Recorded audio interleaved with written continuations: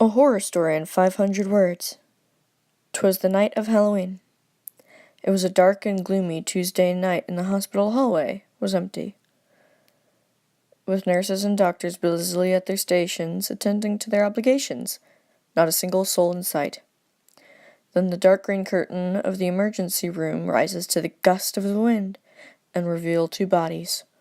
One, a police sergeant who met his fate at the hands of armed robbers who shot him 3 times to the head, and that of a gymnast who broke his neck while doing cartwheels in a competition.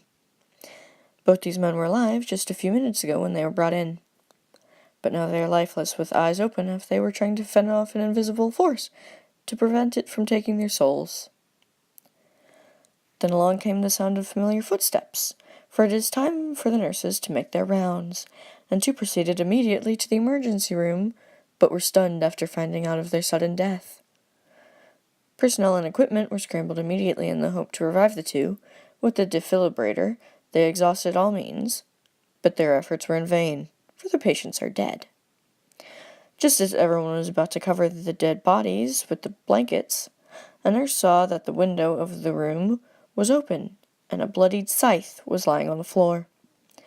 She picks it up, thinking that perhaps a visitor doing a trick-or-treat might have left it there, but as soon as she picked it, she saw visions. Though blurry at first, but the picture slowly cleared, and she saw the two bodies just as if they were lying there. But the scythe that she's holding was carried by another being, with a shadow that's as black as night, and whose face was hidden by a hood. The being stabbed the two bodies, and in the nurse's eyes she saw that which seemed to be their souls were wailing out from their once alive bodies into the being's hand. Moans and laughter can be heard. Suddenly fear gripped the nurse, as she now knows that what she's holding is the scythe of Death himself. And as she was about to throw it out the window, everything flickered and went black.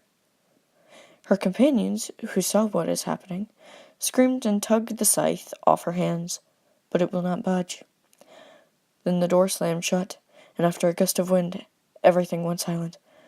The door slowly opened to reveal several bodies of nurses and doctors who were now lying on the floor, lifeless with eyes open, a death similar to the two patients. The scythe was picked up from the floor by a black figure in a hood, who gazes out the window to see souls slowly marching towards the black whirlpool. The policeman and the gymnast are now beside him, and with an evil laugh, they slowly vanish into the thin air.